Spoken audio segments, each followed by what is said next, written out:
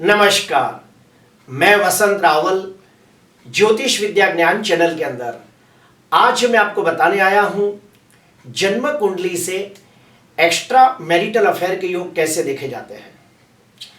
Extra marital affair के बहुत सारे अलग अलग कारण हो सकते हैं, लेकिन ज्यादातर 3 कारण पाए गए हैं।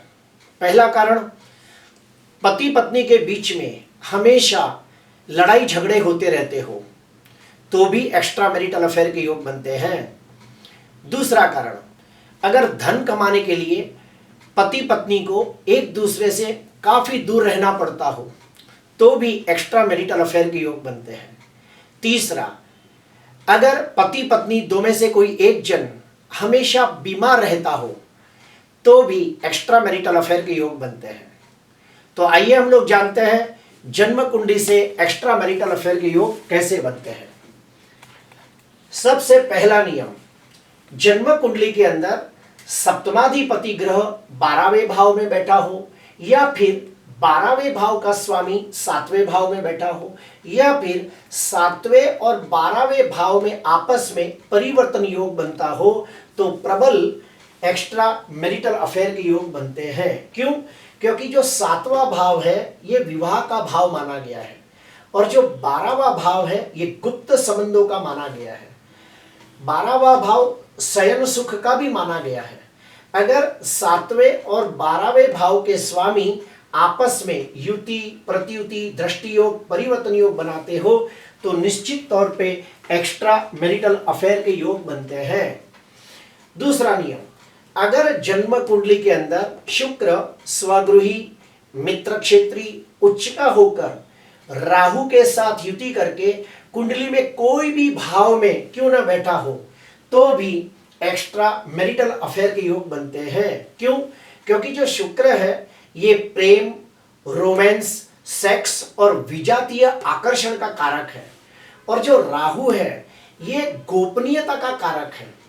जब कुंडली के अंदर शुक्र और राहु की युति कहीं भी बैठी हो तो निश्चित तौर पे समझ जाना कि इन लोगों के लाइफ में एक्स्ट्रा मैरिटल अफेयर के योग निश्चित तौर पे बनेंगे। जो समाज से छुपा हुआ होता है, जो सोसाइटी से छुपा हुआ होता है और बहुत सालों तक ये रिश्ता टिका रहता है।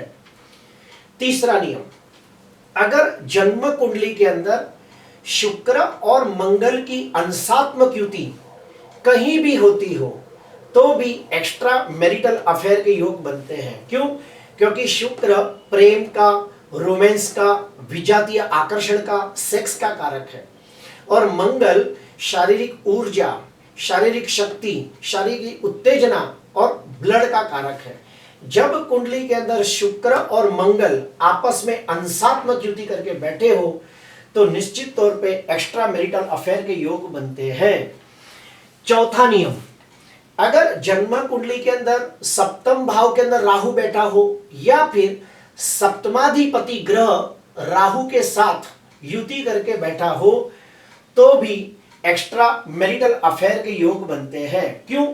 क्योंकि जो राहु है ये कहीं ना कहीं वैवाहिक जीवन में असंतोष देता है, पति पत्नी में कंकास, कलेश, अशांति, झगड़े कराता है और व्यक्ति को अपने जीवन साथी से सुख, संतोष, आनंद और शांति का अनुभव नहीं होने देता है और वैसे व्यक्ति अपने शारीरिक तृप्ति के लिए और मानसिक तृप्ति के लिए एक्स्ट्रा मैरिटल अफेयर करते हैं। और राहु गोपनीयता का कारक है, राहु हर चीज को छुपा के रखने वाला ग्रह है। इसीलिए अगर सप्तमेश ग्रह राहु के साथ युति करके बैठा हो तो भी एक्स्ट्रा मैरिटल अफेयर रहता है जो समाज से और सोसाइटी से छुपा हुआ होता है। पांचवा नियम, 5वें भाव को प्रेम का भाव माना गया है और 7वें भाव को विवाह का भाव माना गया है। अगर 5वें भाव का स्वामी 7वें भाव में बैठा हो या फिर 7वें भाव का स्वामी 5वें भाव में बैठा हो या फिर 5वें और 7वें भाव का आपस में परिवर्तन योग बनता हो और पंचमेश या सप्तमेश के साथ राहु का संबंध हो तो निश्चित तौर पर एक्स्ट्रा मैरिटल अफेयर होता है।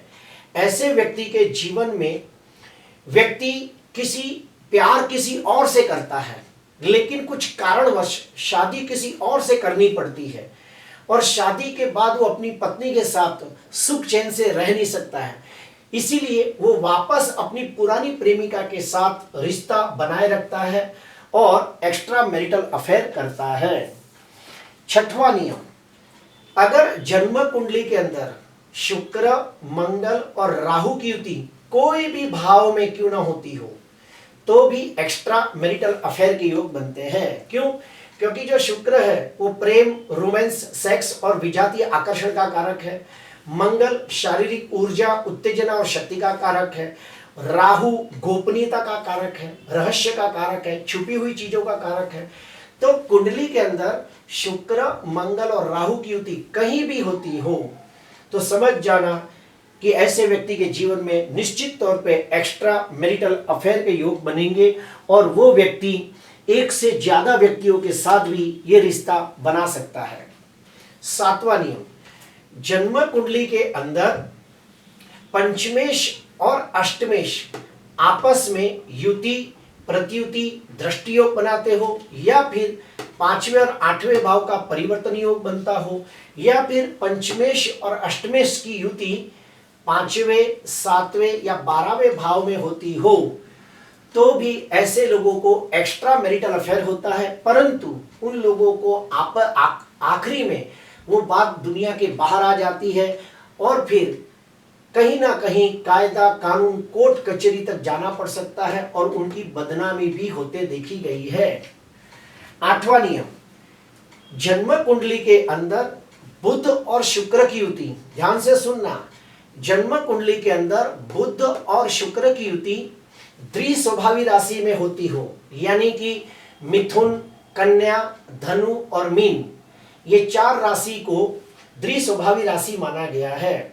अगर जन्म कुंडली के अंदर बुध और शुक्र ये दोनों द्विस्वभावी राशि में बैठे हो और उसके ऊपर कहीं ना कहीं शनि या मंगल जैसे पाप ग्रहों की दृष्टि पड़ती हो तो भी एक्स्ट्रा मैरिटल अफेयर के योग बनते हैं।